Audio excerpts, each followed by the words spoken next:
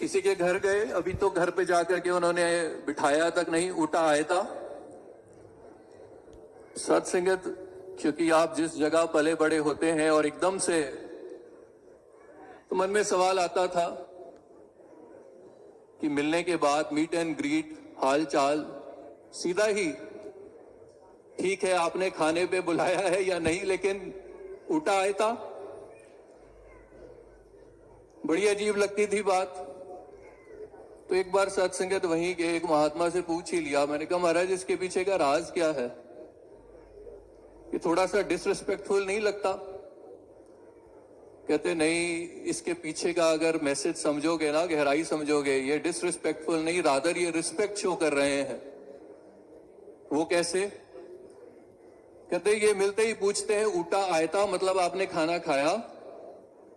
और अगर आप जवाब दे रहे हैं कि खाना खाया, yes I had my food, मैंने खाना खा लिया है, इसका मतलब आपके शरीर को भूख लग रही है। और अगर आपको भूख लग रही है, इसका मतलब आप बिल्कुल स्वस्थ हैं, बिल्कुल तंदुरुस्त हैं। और आप स्वस्थ हैं, उसके बाद ही मैं अपनी कोई बात रखूंगा, अपनी कोई चीज आपके सामने ला करके रखूंगा। उन दो शब्दों में उसने सत्संगत आपसे पूछ लिया। और वहां का ये ट्रेंड है, एक रिस्पेक्ट शो करने का एक जरिया है, तरीका है। और बड़ी कमाल की बात लगी कि अगर भूख लग रही है, इसका मतलब आप ठीक हैं। और सत्संगत गुरमत के दरबार से जब इस बात को जोड़ा, बिल्कुल ठीक है, भूख लग रही है तो मैं सही जा रहा हूं। सत्संग की भूख लग रही है, गुरु दर्शनों की भूख लग रही है, गुरु के वचन को मानने की भूख लग रही है। लेकिन सत्संगत एक दिन इसी बात को एक और एस्पेक्ट मिला। इन्हीं एक महापुरुषों के घर बैठे थे, उनका एक 4-5 साल का बच्चा वो भागता हुआ आया, कहता पापा मुझे भूख लगी है। महापुरुषों ने कहा बेटा आप फ्रूट्स खाओगे? नहीं पापा। अच्छा आप ड्राई फ्रूट्स खा लो? नहीं वो भी नहीं खाना। अच्छा मम्मा खाना बना रहे हैं, आप चपाती खा लो? नहीं पापा वो भी नहीं खाना। बेटा आपको भूख लगी है ना? हाँ पापा भूख लगी है। पापा भूख लगी है पर मुझे ना चिप्स की भूख लगी है। सत्संगत जैसे ही ये बात सुनी तो एकदम से ध्यान गया वो उठा आयता वाली बात पर।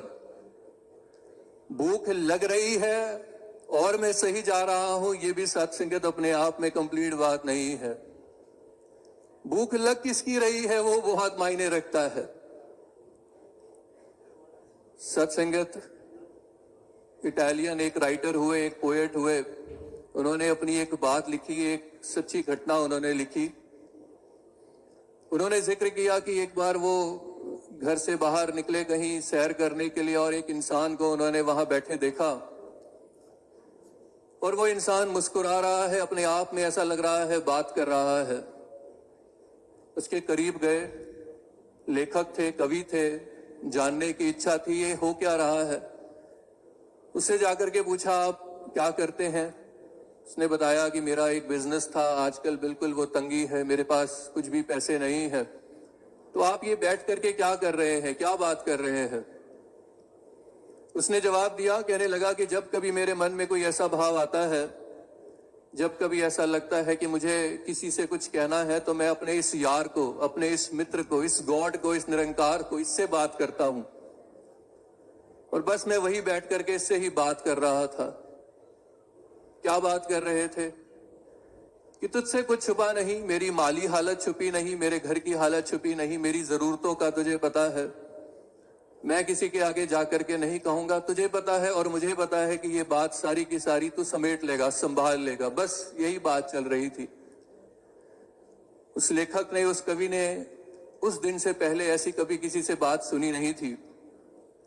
मन में दया आई, सत्संगत जेब में जितने पैसे थे, जो कुछ था, निकाल करके उसके हाथ में रख दिए।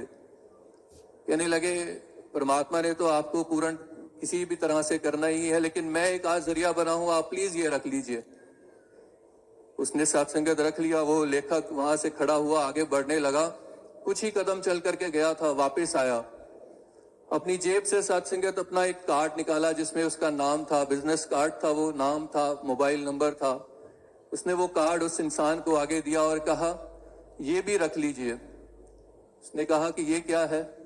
कहता इसमें मेरा नाम लिखा है, मेरा नंबर लिखा है। जैसे ही उस इंसान ने ये बात सुनी वो कहने लगा नहीं, मैं ये आपसे नहीं ले सकता। कहते नहीं, चिंता मत करो, मैं पैसे वापस नहीं मांग रहा, मैं तो इसलिए दे रहा हूं कि अगर आपको